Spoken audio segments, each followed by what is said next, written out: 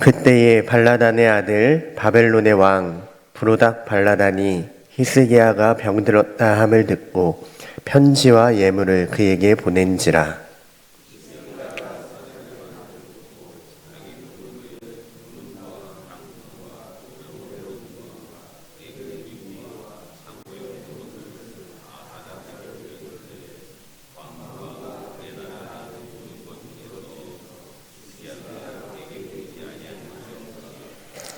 선지자 이사야가 히스기야 왕에게 나아와 그에게 이르되 이 사람들이 무슨 말을 하였으며 어디서부터 왕에게 왔나이까. 히스기야가 이르되 먼 지방 바벨론에서 왔나이다 하니,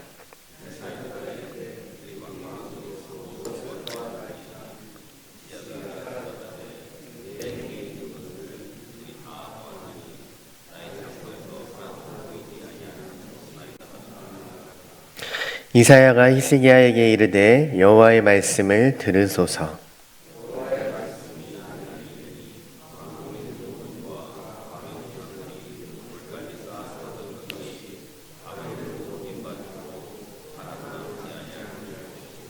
또 왕의 몸에서 날 아들 중에서 사로잡혀 바벨론 왕궁의 환관이 되리라 하셨나이다 하니, 함께 읽겠습니다.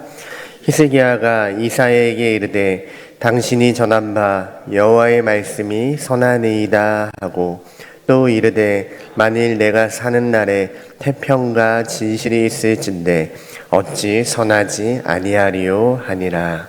아멘.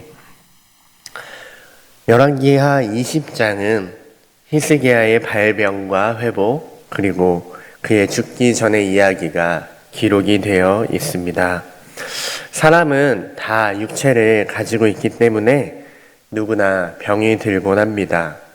히스기야도 병이 들었습니다.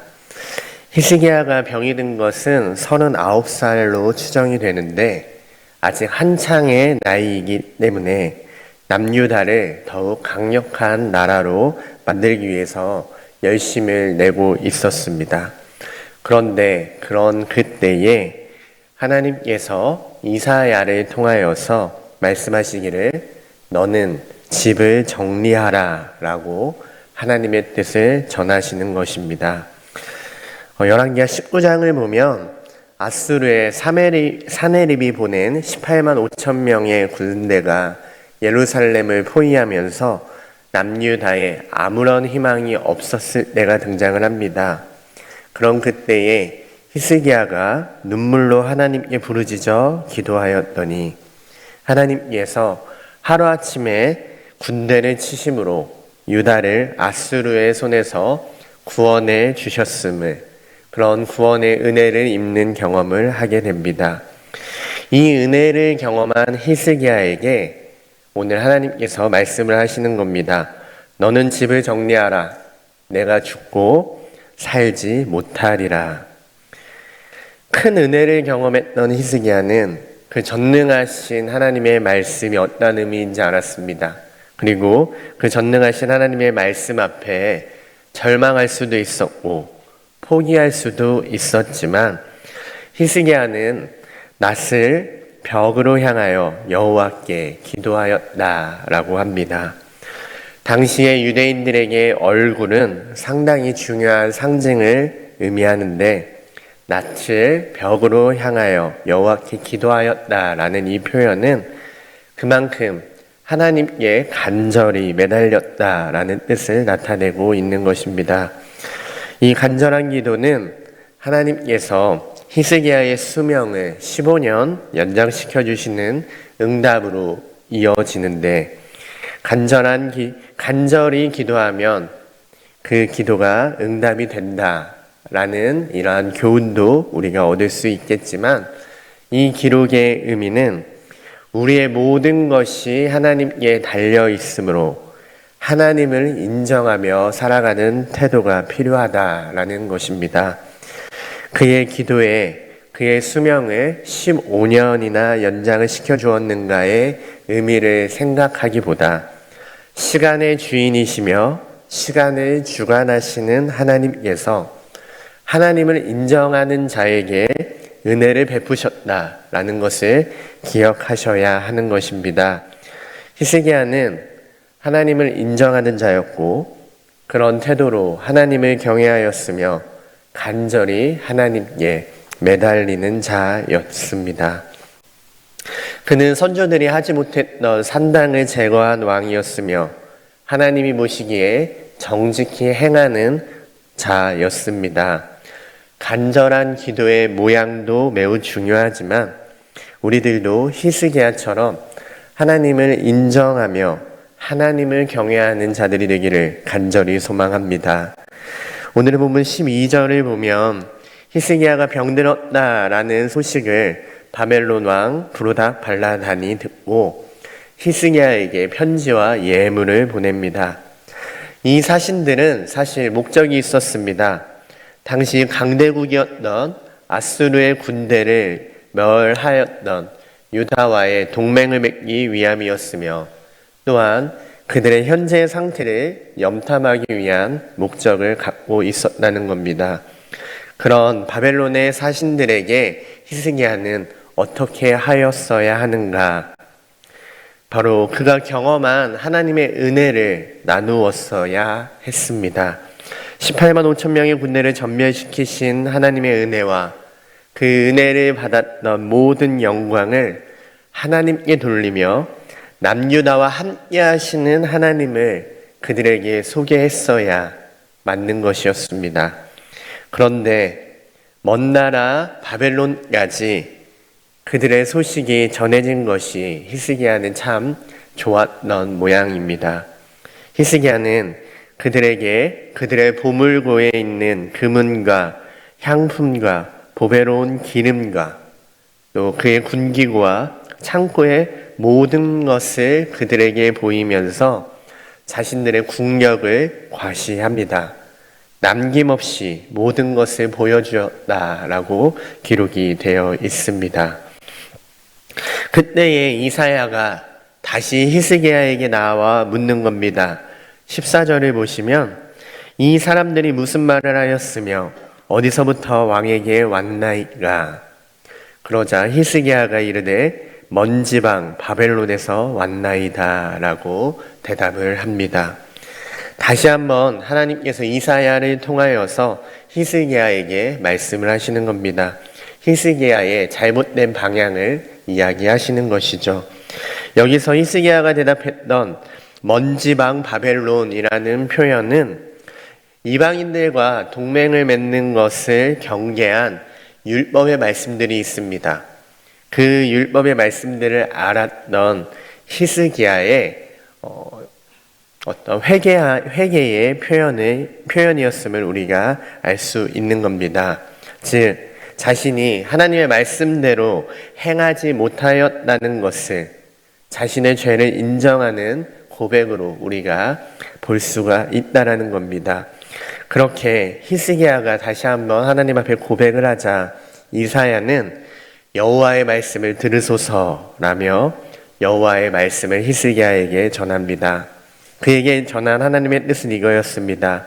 조상들이 쌓아두었던 것이 바벨론으로 옮긴 바 되고 하나도 남지 않을 것이며 왕의 몸에서 날 아들 중에서 사로잡혀 바벨론 왕궁의 환관이 되리라 하셨나이다. 즉 남유다의 멸망을 히스기야에게 전하는 겁니다. 여호와의 말씀 앞에 히스기야가 했던 대답은 이것이었습니다. 오늘의 본문 19절에 보면 나오는데요. 여호와의 말씀이 선하니이다 라고 히스기야가 고백을 하는 겁니다. 이 고백은 여호와의 말씀에 대한 순복에 대한 표현이며 자신의 죄를 시인하고 하나님의 질책과 하나님의 말씀을 정당하였다라는 것을 받아들였다라는 뜻이 되는 것입니다. 우리들은 우리의 잘못을 누군가가 지적을 할 때 그것을 잘 받아들이지 못합니다. 히스기야의 신앙의 자세에서 우리가 본받아야 할 것이라면 그가 하나님을 늘 인정하였고 자신을 질책하는 하나님의 음성 앞에 늘 겸허히 그 말씀을 받아들였으며 늘 하나님 앞에 엎드렸다라는 것입니다. 인간이기에 흔들리고 넘어지는 그 상황 속에서 하나님의 말씀이 늘 선하시기에 말씀으로 우리에게 평화의 언약을 지키시는 그 평화와 진실의 하나님이라는 고백으로 히스기야는 하나님 앞에 엎드렸다라는 사실입니다. 그가 자신의 안위를 위하여서 이러한 고백을 하였다면 중심에 보시는 하나님이시기에 하나님이 모르셨을 리 없으며 그에게 이러한 긍휼의 은혜를 베푸시지 않았을 것입니다. 히스기야는 그러한 태도로 하나님 앞에 나아갔고 하나님은 그의 때에 그를 벌하시지 아니하셨습니다. 우리에게 허락하신 삶의 시간 동안 매 순간 이러한 태도를 잃지 않게 되기를 간절히 소망합니다. 이러한 고백을 통하여서 히스기야의 살아생전에 여호와의 징계가 일어나지 않았음을 기억하며 여호와의 말씀을 인정하며 돌이키는 우리들이 되기를 소망합니다. 그런 히스기야에게 여호와의 긍휼이 일어났다라는 것입니다. 언제나 여호와의 선하심을 인정하며 살아갔고 때로는 교만하였고 두려움 속에 넘어졌지만 그는 항상 여호와를 인정하는 삶을 살았다는 것을 꼭 기억하시기 바랍니다. 마태복음 10장 32절에서 33절에 보면 이렇게 나옵니다.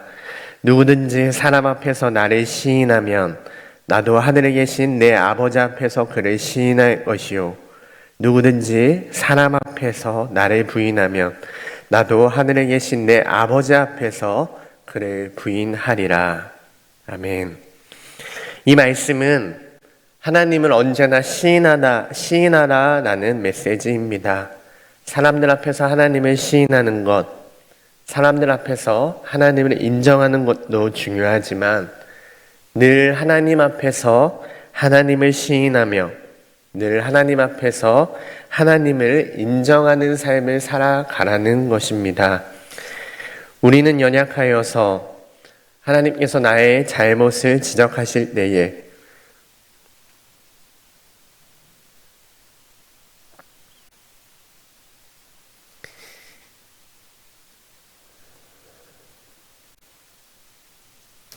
그것에 대하여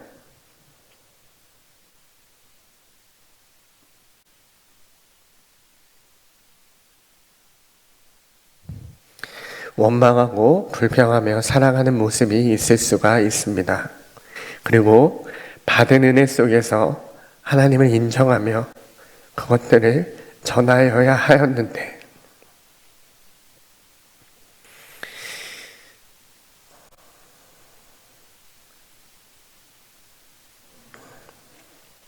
받은 은혜를 바라보며 나를 드러내고 나를 나타내는 실수를 범하기도 합니다. 오늘 말씀 속에서 언제나 어디서나 하나님을 인정하며 하나님께 엎드리는 교훈을 얻게 되시기를 간절히 소원합니다. 늘 하나님을 인정하며 살아가는 우리들의 삶이 되어서 우리에게 약속하신 말씀을 이루시는 하나님을 바라보며 여호와의 말씀을 선하십니다.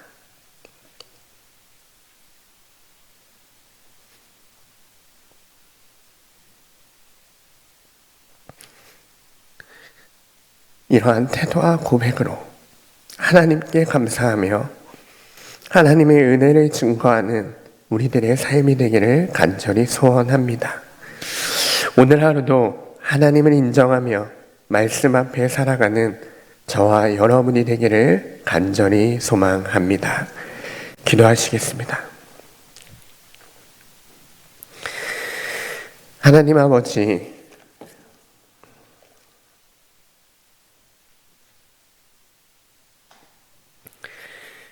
늘 하나님의 음성에 귀 기울이며 살아가게 도와주시옵소서. 그 말씀이 나를 책망하시는 말씀일지라도 하나님 앞에서 여호와의 선하심을 믿음으로 겸손히 하나님 앞에 서게 하옵소서. 그리하여서 늘 주 안에서 하나님의 긍휼과 은혜를 받으며 살아가는 귀한 우리의 인생이 되게 하옵소서. 예수님의 이름으로 기도드립니다. 아멘.